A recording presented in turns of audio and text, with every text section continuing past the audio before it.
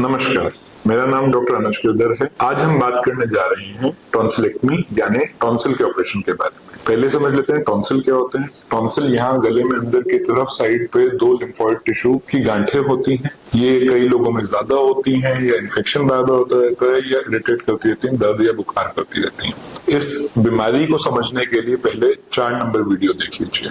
अब समझने की बात यह है कि अगर हम ENT स्पेशलिस्ट के पास आए हैं या जनरल फिजिशियन ने बोला है नहीं आपको टॉन्सिल की दिक्कत है, इसका ऑपरेशन कराना है, तो ऑपरेशन में क्या क्या चीजें होती है, क्या क्या चीजें ध्यान रखनी है। पहली चीज तो जब हम आएंगे तो गला देखा जाएगा। कई लोगों में दूरबीन से भी चेकअप किया जाता है पूरा चेकअप करने के लिए, उससे हमें पता चल जाएगा बीमारी कितनी है। उसके बाद जब एक बार कंफर्म होगा कि नहीं ऑपरेशन की जरूरत है, तो फिर ऑपरेशन से पहले बेहोशी के लिए कई सारी जांचें कराई जाती हैं। उसमें खून की जांचें होती हैं, छाती का एक्सरे होता है और दिल के धड़कन की जांच यानी ECG होता है। इनसे हमें जनरल पेशेंट की फिटनेस पता चल जाती है। अगर ये रिपोर्ट्स ओके हैं, ठीक है, तभी ऑपरेशन के लिए हम आगे चलते हैं। अगर इनमें कोई दिक्कत है, खून की कमी आ गई, खून बहुत पतला आ गया, इन्फेक्शन बहुत ज्यादा आ गई, तो पहले वो चीज सेटल की जाती है, फिर हम आगे ऑपरेशन की तरफ चलते हैं। एक बार PAC होने के बाद जब ऑपरेशन के लिए एनेस्थीसिया साइड से हमें ओके मिल जाता है, फिर ऑपरेशन की डेट दे दी जाती है। उस दिन मरीज को बिल्कुल खाली पेट आना होता है या फिर आने के बाद खाली पेट रहना होता है।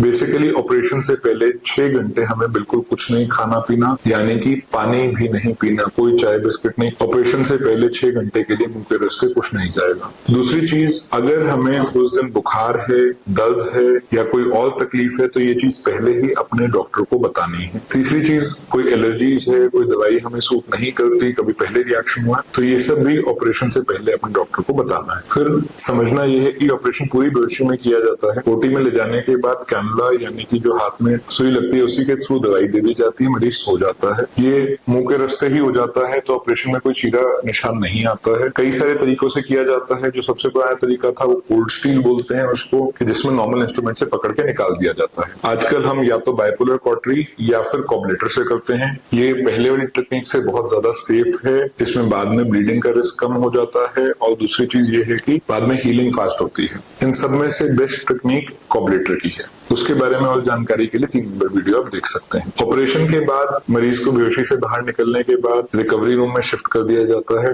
वहां पे 6 घंटे 8 घंटे के लिए निगरानी में रखते हैं। ऑपरेशन के बाद 5 से 6 घंटे बिल्कुल खाली पेट रखा जाता है और गले पे आइस पैक भी लगवाए जाते हैं। कई जगहों पे डॉक्टर्स ये फॉलो करते हैं, कई जगहों पे नहीं करते हैं। दूसरी चीज, सर नीचे की तरफ रहेगा, पेशेंट करवट लेके लेटाते हैं। अगर कोई भी दिक्कत हो तो तुरंत अपने डॉक्टर को उसमें इन्फॉर्म करना होता है। लगातार ऑक्सीजन लेवल्स और पल्स रेट मॉनिटर किया जाता है ऑपरेशन के बाद। जब एक बार को पहले 5-6 घंटे निकल गए, उसके बाद मरीज को मुंह से पानी वगैरह पिलाया जाता है। इसमें सबसे पहले पानी दिया जाता है, उसके बाद 10 मिनट वेट करते हैं। अगर पेशेंट को कोई उल्टी नहीं है, कोई और कंप्लेंट नहीं है, कोई दिक्कत नहीं है, दर्द नहीं है, तो और पानी दे सकते हैं जितना वो पीना चाहे। और उसके बाद ठंडी चीजें देनी है। जूस हो गया, आइसक्रीम बहुत ज्यादा कॉमनली खिलाई जाती है। टॉन्सिल के ऑपरेशन के बाद पेशेंट को काफी आइसक्रीम खिलाई जाती है ताकि घाव अंदर का सही रहे, ठंडा रहे, ब्लीडिंग का रिस्क ना हो। शाम को पेशेंट को दलिया खिचड़ी ठंडा करके कुछ भी दे सकते हैं और 3-4 दिन नरम चीजें, ठंडी चीजें ही देनी। नरम चीजों में आपके दलिया खिचड़ी आ गया, दूध ब्रेड आ गया, कर्ड राइस आ गया, मैश पोटैटो आ सकता है, केला वगैरह दे सकते हो। चौथे 5-6 दिन से पेशेंट को इसमें उर्ली रोटी वगैरह सारी चीजें नॉर्मल शुरू कर देते हैं, मगर खास ख्याल रखना है कि तेज गर्म चीज और मिर्च मसाले नहीं दे।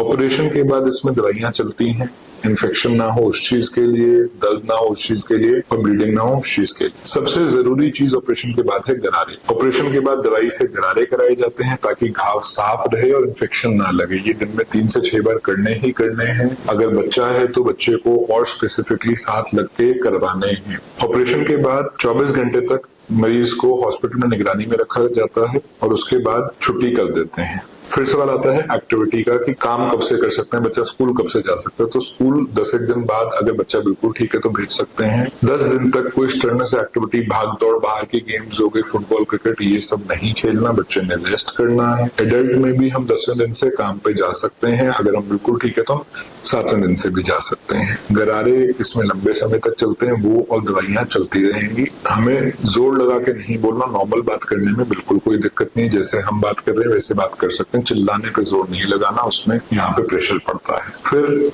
लोगों का सवाल आता है कि हमें हॉस्पिटल कब दिखाने आना है। एक तो रेगुलर फॉलोअप के लिए आना ही आना है ताकि अंदर चेक कर सके घाव भर रहा है कि नहीं भर रहा।